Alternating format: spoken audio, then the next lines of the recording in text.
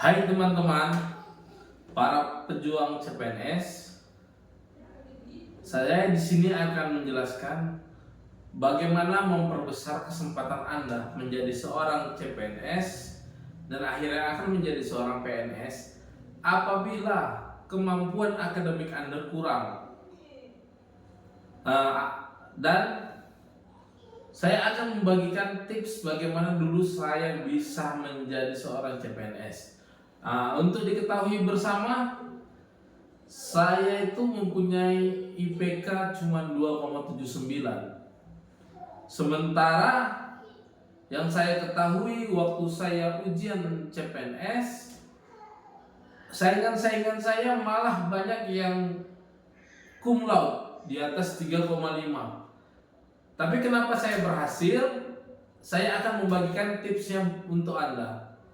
Oke, yang pertama, coba cari formasi yang jarang diambil. Contohnya begini, mungkin seperti saya ini teknik informatika. Di daerah saya di Medan ada beberapa lowongan untuk teknik informatika.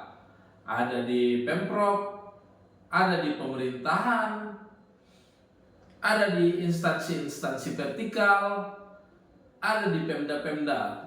Nah, waktu itu saya mengambil, kalau nggak salah ada di Medan, lowongan untuk saya yang tersedia ada di kementerian, ada di Kementerian Kominfo, ada di Mahkamah Agung, lalu ada di Kota Tebing Tinggi. Nah, saya berpikir itu, kalau saya ambil di kementerian, bisa jadi saingan saya satu Indonesia. Kalau saingan saya satu Indonesia, berarti kemungkinan saya bisa masuk ke dalam itu pasti lebih kecil, karena di situ terdapat universitas-universitas yang ternama. Bisa jadi saingan Anda orang UI, orang ITB, orang Unpad, dan lain sebagainya. Lalu saya coba untuk membatasi kemampuan saya. Mungkin kalau di kementerian saya kurang sanggup untuk berkompetisi, maka saya turunkan lagi ke skup yang lebih kecil di Kota Medan. Tapi saya juga berpikir, setelah saya melakukan observasi, ternyata teman-teman saya yang IPK-nya jauh di atas saya, yang cum laude, lalu mungkin saya sudah dengar juga teman-teman saya di universitas lain yang cum laude, yang memang berdomisili di Medan, mereka mengambil jabatan atau lowongan CPNS di Kota Medan.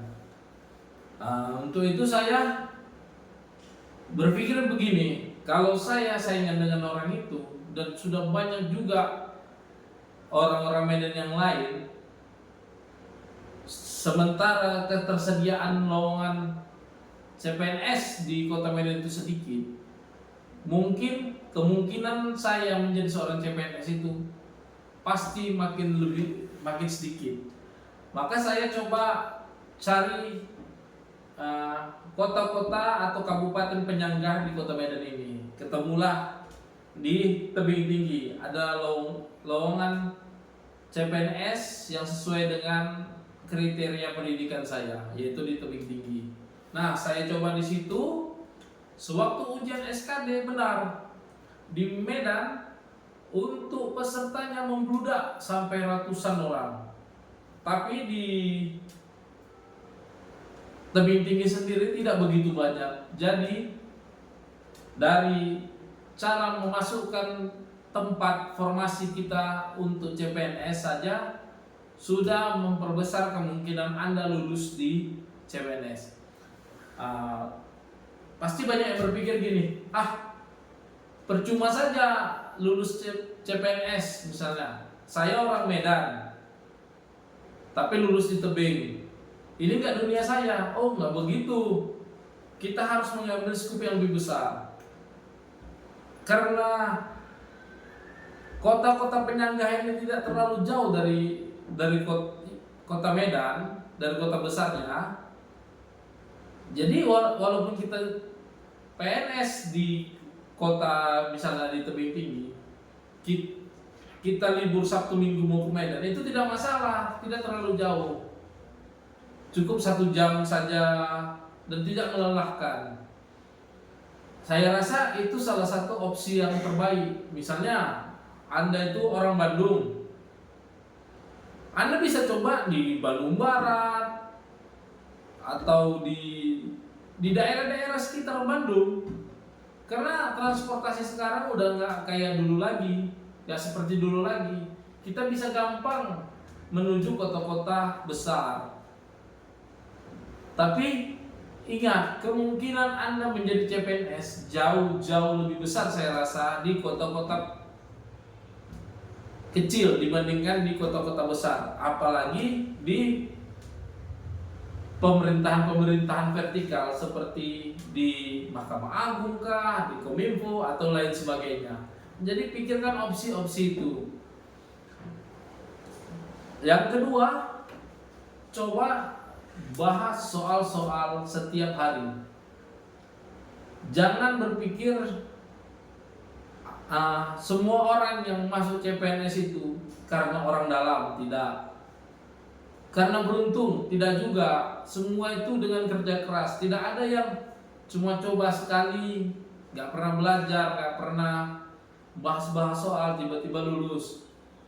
Itu 1 dibandingkan 1000. Anda mau jadi yang 1 atau mau jadi yang 999 lainnya. Kemungkinan Anda lebih besar kalau Anda belajar. Walaupun Anda tidak terlalu pintar, saya garis bawahi. Jadi di dalam CPNS itu tidak semua Anda harus pelajari dari Anda kelas 1 SD sampai Anda kuliah, tidak. Jadi ada 2 ujian saja, SKD dan SKB. Coba fokus di 2 hal itu. Di SKD Anda bisa belajar tentang analogi, tentang TIU, TWK, dan lain sebagainya. Caranya bagaimana? Cari komunitas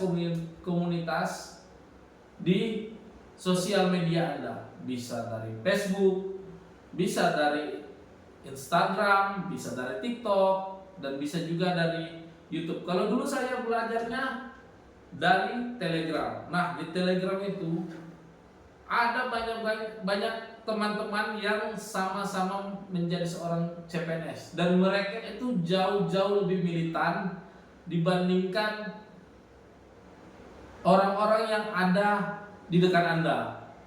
Jadi orang itu misalnya bikin grup di Telegram, semua soal-soal orang itu kaji, orang itu bahas, orang itu bedah semua di dalam itu. Banyak grupnya. Anda tinggal buka Telegram, lalu ketik pencarian grup CPNS kah,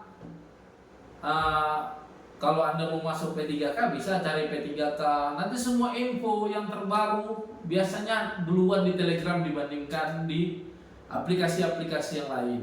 Contoh-contoh soalnya yang saya alami ya, di Telegram itu contoh soalnya jauh mirip sekali dengan apa yang diujiankan. Saya juga nggak mengerti kenapa bisa begitu. Lalu yang kedua, coba dalami apa yang Anda paling bisa. Misalnya Anda bisa tentang analogi, misalnya Anda bisa paling paham tentang hitung-hitungan, itu Anda perdalam. Yang lain Anda coba sampai di nilai ambang batas.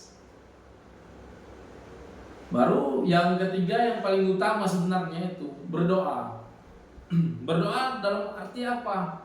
Kalau Anda memang ingin lulus menjadi seorang CPNS, kalau Anda beragama Islam, sholat jangan sampai tinggal. Siap sholat jangan lupa berdoa. Anda sholat duha dan sholat tahajud setiap hari agar ilmu yang Anda pelajari itu adalah ilmu yang akan masuk di ujian. Itu saya rasakan sendiri. Dan satu lagi, jangan lupa restu orang tua. Jadi sebelum Anda belajar untuk CPNS ini, mohon izin kepada orang tua untuk didoakan agar Anda lulus menjadi seorang CPNS. Mungkin itu dulu dari saya. Nanti saya akan membagikan. Oh ya, satu lagi. Apapun setelah Anda berdoa nanti, apapun yang keluar, misalnya Anda udah ikut akun CPNS, belajar CPNS, baru di Instagram mungkin ada latihan CPNS. Setiap apa yang berhubungan dengan CPNS, baik itu soal Anda bahas, bisa jadi itu yang ditunjukkan Tuhan untuk Anda pelajari yang nanti akan keluar di ujian. Oke, cukup sekian dari saya. Tetap semangat walaupun tak pintar, dan tetap belajar walaupun kita bodoh. Tetap di YouTube saya, Yudi Ramadan. Semoga tahun ini menjadi seorang CPNS. Amin ya rabbal alamin.